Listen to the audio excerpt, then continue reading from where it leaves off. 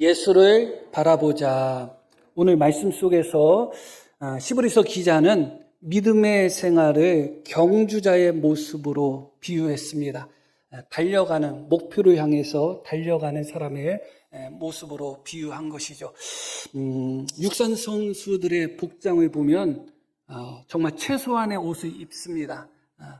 왜냐하면 달려가는 데 있어서 조금이라도 그것이 나에게 짐이 되거나 혹은 내 몸을 불편하게 한다면 좋은 성적, 좋은 기록을 낼 수 없기 때문에 그렇죠. 심지어 수영 선수들 중에 어떤 이는 머리를 완전히 삭발한 그런 선수도 제가 보았습니다.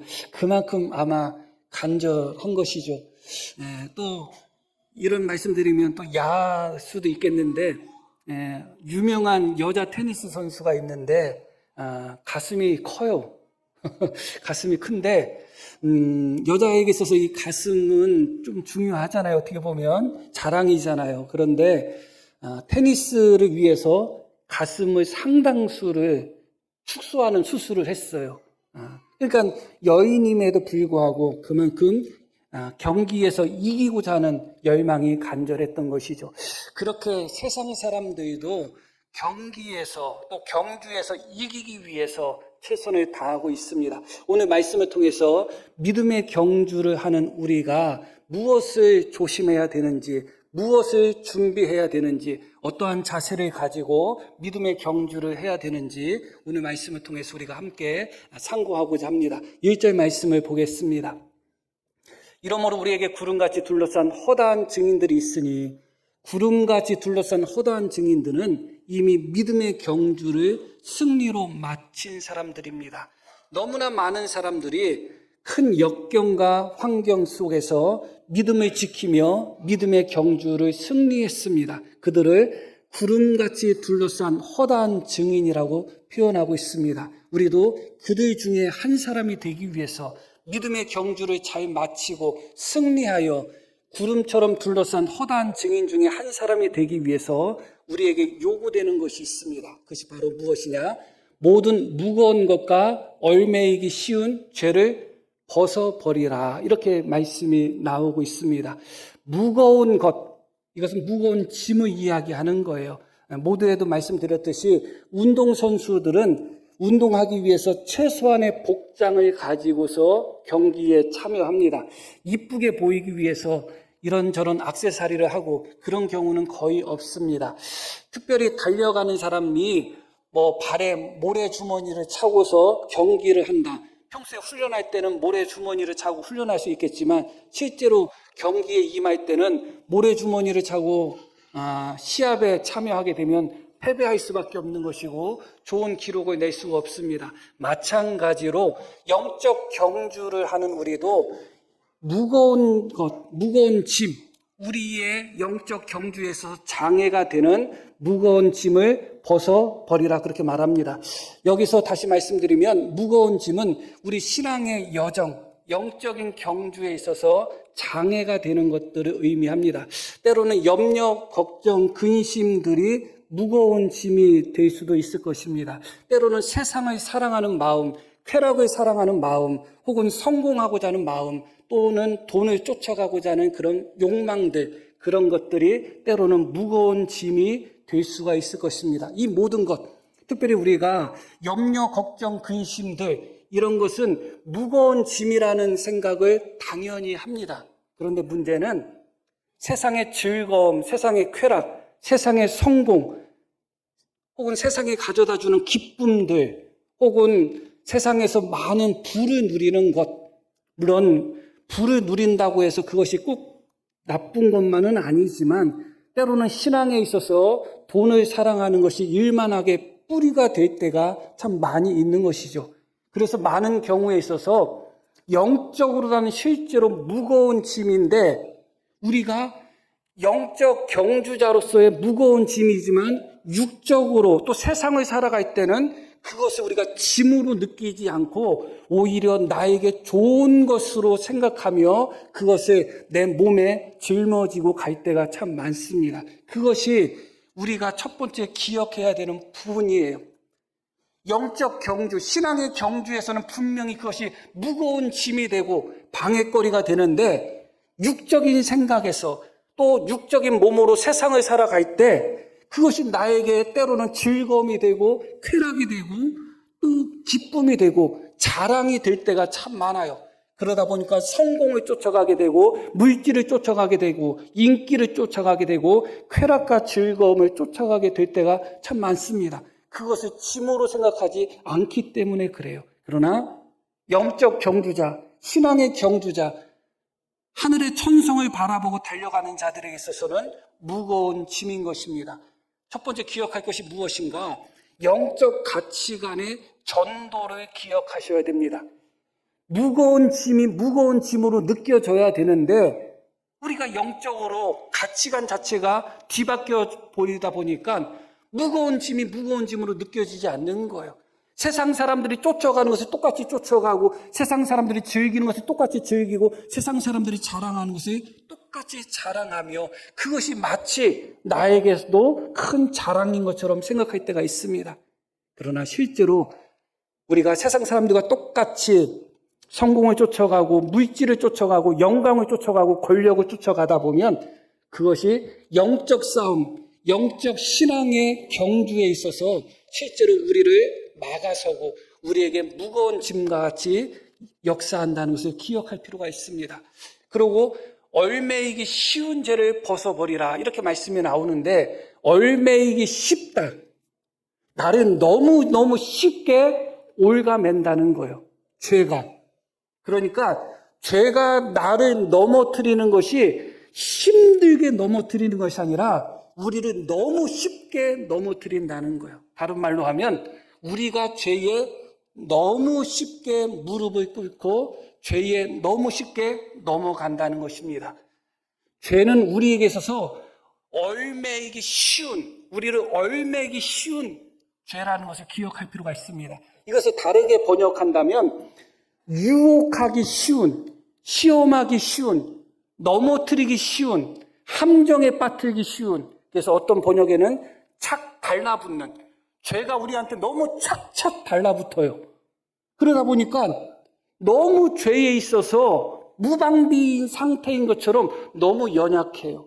우리가 죄를 범했을 때 가만히 생각해 보면 너무 쉽게 내가 죄를 범했구나, 너무 쉽게 죄에 넘어갔구나 하는 것을 느낄 때가 있어요. 죄가 우리를 얽어매려고 할 때 아주 힘들게 얽어매지고 우리가 죄를 범할 때도 아주 힘들게 죄를 범해줘야 되는데 너무 쉽게 죄에 빠지고 너무 쉽게 유혹에 빠지고 너무 쉽게 죄의 올무에 빠져드는 것입니다. 특별히 일반적인 죄를 우리가 의미하지만 그러나 구체적인 부분에 있어서는 더더욱 그럴 것입니다. 나에게 있어서 어떤 죄는 너무너무 취약한 죄가 있어요. 그 죄 앞에서는 내가 꼼짝 못하는 죄가 있어요. 어떤 죄는 내가 큰 소리치고 어떤 죄는 내가 멀리하고 내가 그 죄를 범하지 않는데 어떤 죄 앞에서는 아주 꼼짝을 못해. 그 죄 앞에서는 너무 쉽게 유혹에 빠지고 그 죄 앞에서는 너무 쉽게 시험에 빠지는 그런 죄들이 있습니다. 그것이 바로 무엇이라고요? 우리를 얼매이기 쉬운 죄다. 우리를 너무 쉽게 올가매는, 우리를 너무 쉽게 함정에 빠뜨리는 그런 죄들이 있다. 그것을 어떻게 하라고요? 무거운 것과 얼매이기 쉬운 죄를 벗어버리라. 그렇게 말씀이 우리에게 주고 있는 것입니다. 무거운 짐에 대해서 말씀을 드릴 때 영적으로 놓고 보면 그것이 분명히 하나님 나라까지 경주하는 자로서 우리에게 방해가 되고 무거운 짐이 되지만 어떤 것은 세상을 살아갈 때 또 육신적으로 기준으로 보았을 때 우리에게 짐이 아니라 좋은 것으로 느껴지는 것들이 있다고 말씀드렸습니다. 죄도 마찬가지예요. 우리를 얼매이기 쉬운 죄 중에서는 우리가 즐기는 죄가 있어요. 우리가 달콤하게 여기는 죄가 있어요.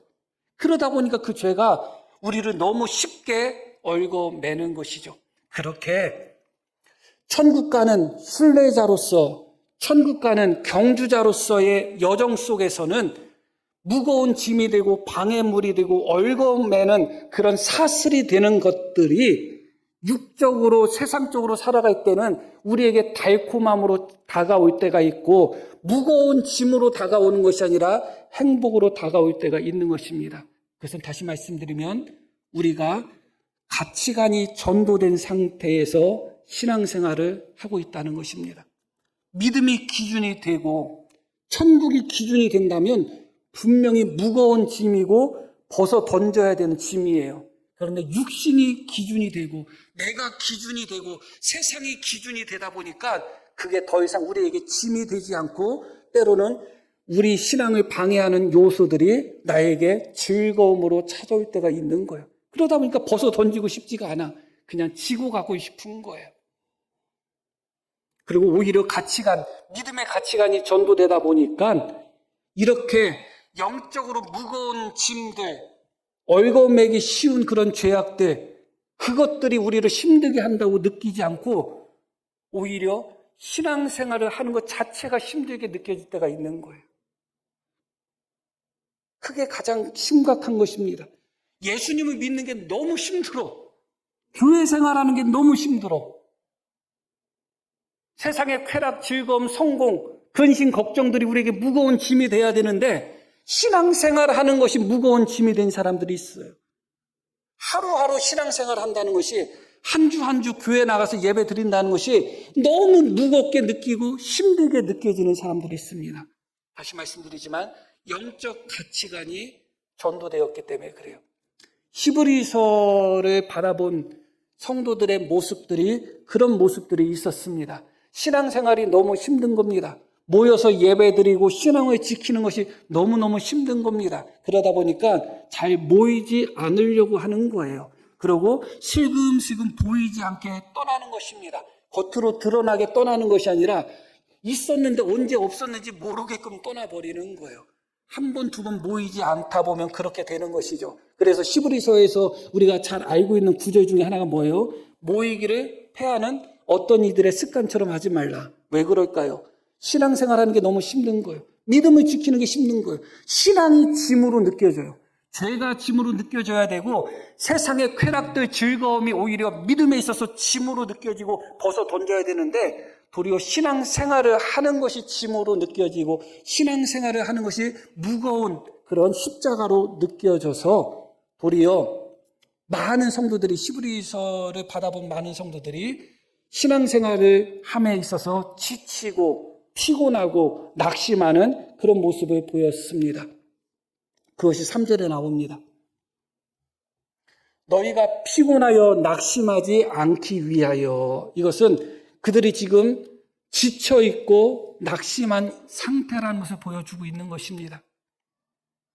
그들은 지금 신앙생활하는 것이 너무 피곤하고 너무 낙심이 되고 있습니다. 동의하시나요? 어떻게 대답해야 될지 모르겠죠. 저는 동의를 합니다. 목사의 믿음이 아직 연약하니까 동의를 하는 거예요. 신앙생활 한다는 것이 참 우리를 피곤하게 하고 우리를 힘들게 하고 때로는 우리를 지치게 만든다는 것을 저는 동의를 합니다. 세상을 살아갈 때 말씀대로 산다는 것이 너무 힘들어요. 말씀대로 사는 것이 너무 힘들어가지고 그냥 조금 적당히 타협하면서 살아야지. 그건 더 힘드네. 말씀대로 사는 것도 힘들고 말씀대로 사는 것이 힘들어서 대충 예수님을 믿으려고 해도 그건 더 힘들어, 마음이. 원수를 용서하라는 것이 너무 힘들어요. 주님의 말씀인데 원수를 용서하라는 말씀이 너무 힘든 거예요. 그래서 원수 용서 안 해야지 하면 그게 더 힘들어. 이래도 힘들고 저래도 힘든 거예요. 거룩하게 살라고 말씀하셨듯이 세상에서 거룩함을 지키며 진실되게 산다는 거 너무 어려워요. 그러다 보니까 때로는 거룩하게 살고 싶지 않고 때로는 진실하게 살고 싶지 않고 대충 살고 싶을 때가 있어요. 그러면 또 그것도 힘든 거예요. 달려가는 것 때문에 힘들고 달려갈 때 얼마나 힘들어요. 더 이상 힘들어서 달려가지 못하겠다고서 주저앉으면 주저앉아 있는 것 때문에 힘든 거예요. 내가 주저앉아 있으면 안 되는데 앞으로 전진해도 힘들고 멈춰 있어도 힘들고 뒤로 물러가도 힘든 거예요. 그런 신앙의 경험을 안 해보셨나요? 다 해보셨을 것입니다. 어떻게 보면 그것을 정상이라고 하기는 못하지만 그러나 많은 성도들이 경험하고 있는 모습인 것은 분명해요. 예수님을 열심히 믿는다는 것, 세상에서 예수님을 열심히 믿는다는 것은 호락한 일이 아니에요. 호락호락하지 않습니다. 그래서 너무 힘들고 너무 어려워서 예수님을 열심히 믿는 일을 포기하고 세상과 타협하면서 살아가면 우리 안에 있는 영적 양심이, 우리 안에 있는 성령님이 우리를 가만두지 않습니다. 그게 더 괴로운 것입니다. 말씀대로 살자니 너무너무 힘들고, 그렇다고 해서 말씀을 포기하고 살자니 그것은 더 고통스럽고, 이러지도 못하고 저러지도 못하는 모습이 신앙생활의 모습인 것입니다. 다 그런 상태에 있는 거예요. 예외는 거의 없을 것입니다. 어떤 사람의 믿음 보면 그렇지 않은 것처럼 보이기도 하지만 물론 그분이 아주 높은 믿음의 위치까지 갔을 수도 있고 아니면 너무 낮은 믿음의 상태일 수도 있고 아니면 내 눈에만 그렇게 보일 수도 있습니다. 대부분의 사람들이 믿음의 생활에 있어서 그래서 피곤한 것입니다. 그래서 지치는 것입니다. 그래서 낙심이 되는 것입니다. 그런데 그렇게 피곤하고 그렇게 지치고 그렇게 낙심하고 있는 이들에게 히브리서 기자는 이렇게 이야기합니다. 죄인들이 피곤하거나 낙심하지 않기 위하여 어떻게 하라? 죄인들이 이같이 자기에게 거역한 일을 참으신 예수님을 생각하라. 그렇게 말씀합니다. 그리고 2절 말씀에는 이렇게 말씀이 나옵니다. 믿음의 주요 또 온전하게 하시는 이인 예수를 바라보라. 그렇게 말씀합니다.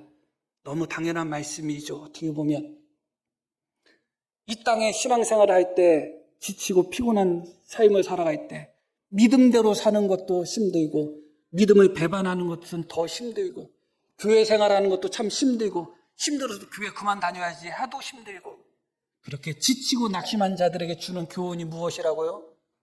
믿음의 주요 또 온전하게 하시는 이인 예수님을 어떻게 하라? 바라보라. 그렇게 말씀합니다. 예수님께 주목하라는 것입니다. 마치 베드로가 물 위를 걸어갈 때 오직 예수님만 바라보고 걸어갈 때는 괜찮았지만 파도로 인하여 그의 시선이 흐트러졌을 때 물에 빠진 것처럼 주님만 주목하라. 그렇게 말씀합니다. 그런데 우리 예수님을 뭐로 표현하고 있냐면 믿음의 주인이시고 온전하게 하시는 분이다. 그렇게 표현하고 있습니다. 여기서 믿음의 주라는 것은 믿음의 창시자라는 뜻입니다. 믿음의 개척자라는 뜻입니다. 그러니까 우리가 쫓아가야 되고 우리가 바라봐야 되고 우리가 가져야 되는 그 믿음을 시작하신 분이 누구다? 예수님이라는 거예요. 예수님은 우리가 믿어야 되는 그 믿음을 시작하신 분이에요. 그래서 그래서 성경은, 그래서 하나님은 우리에게 무엇을 요구하는 거예요?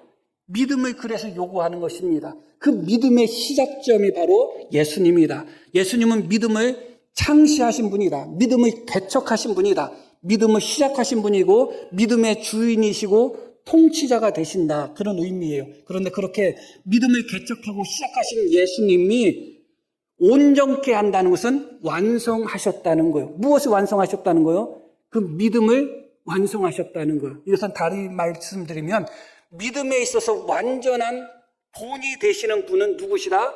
예수님밖에 없다. 허다한 구름과 같이 둘러싼 증인들, 믿음의 선배들이 있지만 그들은 우리의 믿음의 참된 본이 아니에요.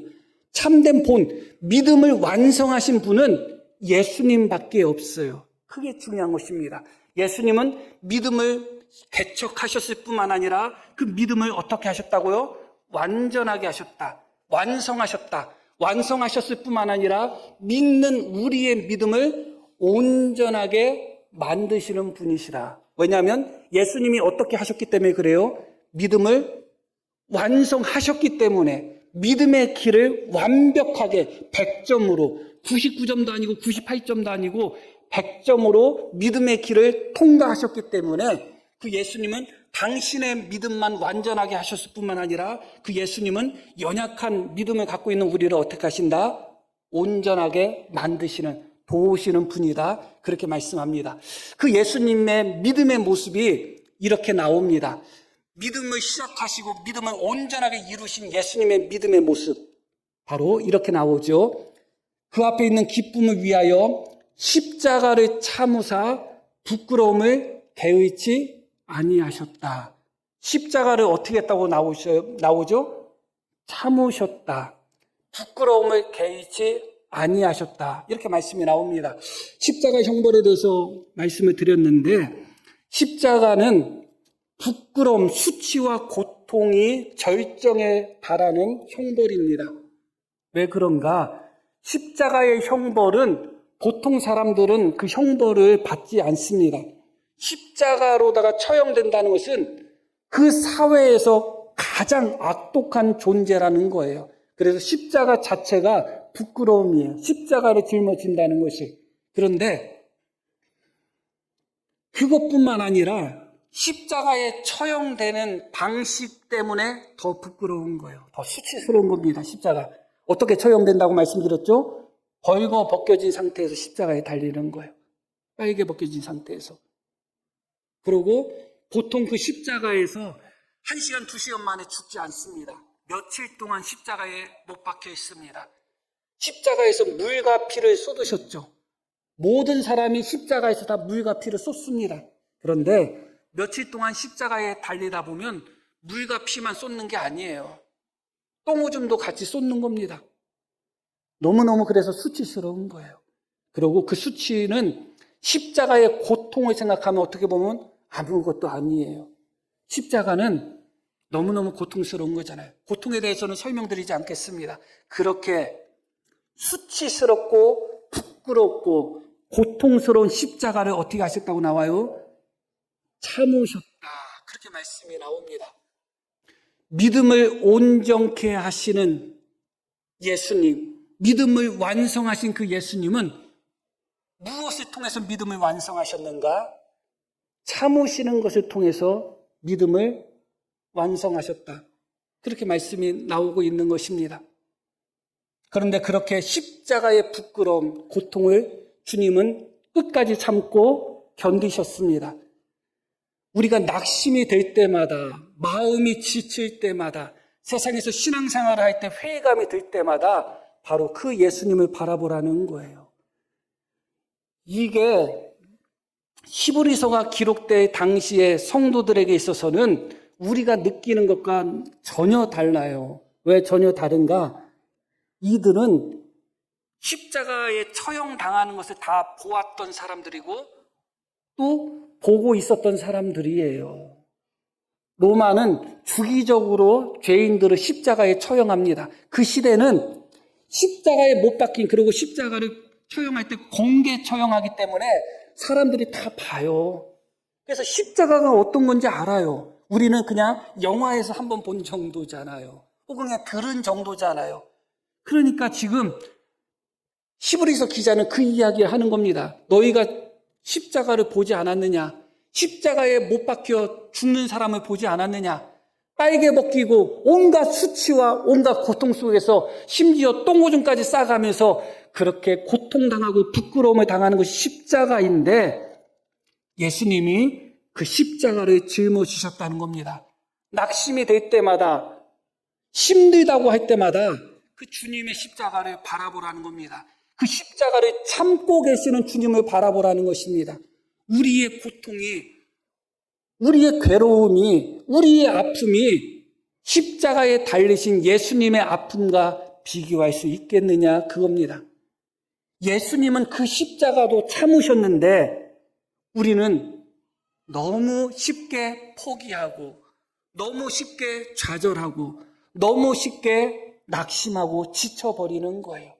그럴 때마다 주님의 십자가를 바라보라 말씀합니다. 그렇게 예수님은 부끄러움을 개의치 않고 십자가의 고통을 개의치 않고 십자가를 참고 견디셨습니다. 그 이유가 앞부분에 나오죠. 그 앞에 있는 기쁨을 위하여 그렇게 하셨다. 그 앞에 있는 기쁨이 뭘까요? 우리가 이 부분을 착각하셔서는 안 돼요. 예수님이 정말 원하셨던 기쁨이 무엇일까요? 다시 하나님 나라에 승천하셔서 하나님 우편에 앉는 거예요. 원래 하나님 예수님의 자리가 그 자리예요. 그게 진짜 예수님께 기쁨이었다면 예수님은 성육신하지 않으셨을 거예요. 왜냐하면 그냥 하늘 보좌에 계시면 되거든요. 주님에게 있어서 진짜 기쁨은 십자가를 짊어진 후에 부활하시고 하늘 보좌에 올라가는 것, 표면적으로는 그것처럼 보이지만 실제로 그렇지 않습니다. 주님에게 있어서 진짜 기쁨은 무엇이냐? 십자가를 통해서 우리를 구원하시는 것이 기쁨인 거예요. 예수님이 그 십자가를 포기하면 아무도 구원하지를 못해. 하나님의 아들이신 예수님이 왜 이 땅에 오셨을까요? 하나님의 아들이신 예수님이 왜 이 땅에 사람의 몸으로 오셨을까요? 결국은 우리를 구원하시기 위한 목적이에요. 주님에게 있어서 기쁨은 하늘 보좌보다 하늘 보좌가 더 기쁘셨다면 안 내려오셨어요. 하늘 보좌가 더 행복하셨다면 육신의 몸으로 땅에 오지 않으셨다니까요. 주님에게 있어서 진짜 기쁨은 죄악 가운데 죽어가는 하나님의 자녀인 우리를 구원하시는 것이 기쁨인 거예요. 그 기쁨을 바라보고 십자가를 참으셨다는 거예요. 내가 십자가에서 내려가면 주님은 하나님이시고 하나님의 아들이기 때문에 십자가에 내려가셔도 괜찮아요. 그러나 주님이 그 십자가에서 내려가시면 우리를 구원할 수가 없는 거예요. 우리를 구원할 수가 없는 거예요. 하루 벌어서 하루 먹고 사는데 내가 열심히 일을 하는데 너무 힘들어요. 그런데 내가 일을 하지 않으면 내가 못 먹는다 그것보다도 내 자식이 하루를 굶는다고 생각하면 더 아플 거 아니겠어요? 주님은 그것을 생각하셨던 겁니다. 그리고 또 하나의 주님의 기쁨은 무엇이냐? 언제나 예수님이 하셨던 말씀은 나는 내 아버지 뜻을 이루러 왔다. 그렇게 말씀합니다. 그게 주님의 기쁨이었던 거예요. 하나님의 뜻을 다 이루시는 것. 그리고 그 하나님의 뜻 중에 하나는 무엇이라고요? 우리를 구원하시는 것. 그것을 위해서 우리 예수님은 어떻게 하셨다고요? 십자가를 참으사 부끄러움을 개의치 않으셨다고 말씀합니다. 여기서 십자가를 참으셨다는 것, 그것은 조금 더 생각해 볼 부분이 있어요. 그것은 무엇이냐면 참는다는 것은 단지 소극적으로 또 수동적으로 그냥 견디는 의미가 아니에요. 참는다는 것은 적극적인 의미가 있습니다. 십자가에 예수님이 달리셨죠. 십자가에서 예수님이 7마디 하셨습니다. 그 중에 한마디가 무엇이냐? 나의 하나님 어찌하여 나를 버리셨습니까? 그렇게 말씀하셨죠. 하나님께 버림받는 것 같은 고통을 느끼셨습니다. 참고 견딘다는 것은 무엇이냐? 그냥 고통스러운 거 참자, 그게 아니에요. 그렇게 말씀하셨던 예수님이 십자가상에서 너무 놀라운 말씀을 하셨어요. 어떤 말씀 하셨느냐? 다 이루었다는 거예요. 무엇을 이루었다는 거예요? 하나님의 뜻을 다 이루었다는 거예요. 하나님이 맡겨주신 사명을 다 이루었다는 거예요. 그게 참는 거예요. 하나님이 나를 버리신 것 같은 고통을 느끼는 순간까지도 하나님이 맡겨주신 사명을 다 이루는 것이 참는 것이지 그냥 견디고 그냥 포기하는 것이 참는 것이 아닙니다. 참고 인내한다는 것, 견딘다는 것은 내가 맡은 것이 너무 무겁고 힘들고 견디기 어렵다 할지라도 하나님이 나에게 맡겨주신 것을 다 이루는 것이 참는 겁니다. 주님은 그렇게 참으신 겁니다. 이어지는 말씀 속에서도 이렇게 말씀이 나옵니다. 너희가 피곤하여 낙심하지 않기 위하여 죄인들이 이같이 자기에게 거역한 일을 참으신 일을 생각하라. 죄인들이 예수님을 거역함에도 불구하고 예수님은 어떻게 하셨다고요? 참으셨다. 이 참으셨다는 게 뭐예요? 똑같은 의미입니다. 저놈들 하면서 막 속에서 불이 나지만 꼭 참았다? 그런 의미가 아니에요. 죄인들, 자기에게 거역한 죄인들을 참으신 모습은 어떤 모습이냐?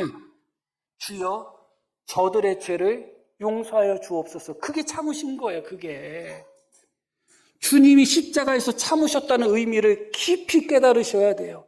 십자가를 짊어지고 있으면서도 그 고통 속에서도 주님이 맡겨주신 것을 다 이루신 겁니다. 그게 참은 것이고, 십자가를 짊어지고 있는 상태에서 예수님을 비난하고 조롱하는 죄인들, 예수님을 거역하고 반역하는 자들, 그들을 보면서도 주여 저들의 죄를 용서하여 주십시오. 그게 참은 겁니다. 그 예수님을 바라보라는 것입니다. 다시 2절 말씀으로 돌아갑니다. 예수님은 믿음의 창시자고 믿음의 완성자입니다. 그런데 그 예수님은 무엇으로 믿음을 완성하셨는가? 결국은 참고 견디고 인내하는 것으로 완성했습니다. 우리의 믿음이 온전해지고 성숙해지기 위해서 참고 견디고 인내하는 것을 포기하면 우리의 믿음은 온전해질 수 없습니다. 하나님의 아들이신 예수님조차도 믿음을 완전하게 하기 위해서 참으셨다는 겁니다. 인내하셨다는 겁니다. 십자가를 참으시고 자기를 향하여 조롱하고 반역하는 자들을 참으신 겁니다. 고통을 참으셨고 부끄러움을 참으셨고 괴로움을 참으셨던 것입니다. 내 마음이 심히 고민하여 죽게 되었으니 참으셨습니다. 그 마음의 불안함, 고통, 두려움 다 참으신 겁니다. 할 수만 있으면 이 잔을 내게서 옮겨 주옵소서. 그것이 주님의 마음 중에 한편이었지만 참으셨던 것입니다. 십자가를 내려놓고 싶은 마음도 생기셨겠죠. 그러나 끝까지 참으신 겁니다. 그래서 믿음을 완성하신 것입니다. 주님조차도 끝까지 참고 견디는 것을 통해서 믿음을 완전하게 하셨다면 우리는 말할 것도 없죠. 믿음을 성숙하게 만들고 완전하게 만드는 것, 낙심하지 않고 절망하지 않고 주님 나라까지 끝까지 경주해서 승리하기 위해서 우리에게 요구되는 것은 참음입니다. 안 힘들 수 없어요. 틀림없이 힘들 거예요. 틀림없이 고통스럽고 틀림없이 어려울 거예요. 그때마다 참아야 되는데 우리가 누구를 보고 참아야 되는 거죠? 예수님의 십자가를 보고 예수님을 보고 바라보면 참을 수 있는 마음이 생기는 겁니다. 주님 한번 보고 내 형편, 내 어려움을 살펴보면 참을만 해요. 참을만 해요. 그러고 예수님은 우리를 구원하시기 위해서 십자가를 포기하지 않고 끝까지 우리를 구원하기 위해서 십자가를 참으셨는데 왜 우리는 너무 쉽게 내 자신을 포기하고 내 자신의 믿음을 너무 쉽게 내려놓느냐 그겁니다. 주님은 나를 구원하기 위해서 끝까지 십자가를 참으셨는데 나는 내 구원이 별로 중요하지 않게 여길 때가 많아요. 얼마나 주님의 마음이 아프겠어요. 참고 견디는 인내 속에서 우리의 믿음이 성장하는 것입니다. 결론적인 말씀을 드리겠습니다. 모두의 말씀드렸듯이 신앙생활은 하나의 경주입니다. 경주는 경쟁이 아니에요. 인생은 때로는 경쟁이 될 때가 있습니다. 세상은 그 경쟁을 가르치고 부추깁니다. 경쟁은 다른 사람과 타인과 싸우는 겁니다. 그게 경쟁이에요. 그러나 경주는 다른 사람과 싸우는 것이 아니에요. 내가 이겨야 되는 대상이 경쟁처럼 다른 사람이 아니라 경주에서 이겨야 되는 대상은 나 자신인 겁니다. 그게 신앙의 경주의 특징이에요. 내 자신의 욕심을 이겨야 되는 것이고 내 자신의 이기심을 이겨야 되는 것이고 내 자신의 나태함을 이겨야 되는 것이고 내 자신의 원망 불평을 이겨야 되는 것이고 내 자신의 완악함을 이겨야 되는 것입니다. 그게 경주하는 사람이에요. 참고 견디면서 이겨야 되는 것입니다. 그래서 바울 사도의 고백을 우리는 다시 한번 기억할 필요가 있습니다. 바울 사도는 나의 나된 것은 하나님의 은혜라고 고백했습니다. 나의 나된 것은 하나님의 은혜라고 고백했어요. 그런데 그렇게 나의 나된 것은 하나님의 은혜라고 고백했던 바울 사도가 고린도전서 9장에서는 이렇게 이야기합니다. 이기기를 다투는 자마다 모든 일에 저있지하나니 그들은 썩을 승리자의 관을 얻고자 하되 우리는 썩지 아니할 것을 얻고자 하노라. 그러므로 나는 다름질하기를 향방 없는 것 같지 아니하고 싸우기를 허공치는 것 같이 아니하며 함께 읽습니다. 내가 내 몸을 쳐 복종하게 함은 내가 남에게 전판 후에 자신이 도리어 버림을 당할까 두려워함이로다. 내가 내 몸을 쳐 복종하게 만들었다. 나의 나된 것은 하나님의 은혜임에도 불구하고 나의 나된 것은 하나님의 은혜이기 때문에 하나님께서 하시겠지가 아니에요. 바울은 이 경주에서 승리하기 위해서 어떻게 했다고요? 내 몸을 쳐서 복종시켰다는 겁니다. 그게 바로 무엇이에요? 참고 견디고 인내하는 것입니다. 주님의 십자가를 다시 한번 바라보시고 주님이 왜 그 십자가를 끝까지 짊어지셨는지, 십자가상에서 주님의 기쁨이 무엇이었는지, 그 기쁨은 우리의 구원이었습니다. 우리를 구원하고자 하는 그 기쁨으로 십자가를 참고 견뎠습니다. 그 주님을 바라보며 우리가 이 땅의 삶에서 신앙을 지켜나갈 때 때로는 고달프고 힘들고 아프다 할지라도 참고 견디고 인내하며 믿음의 경주에 승리할 수 있는 우리 모두가 되기를 소망합니다. 자, 우리 말씀 기억하며 함께 기도하시겠습니다.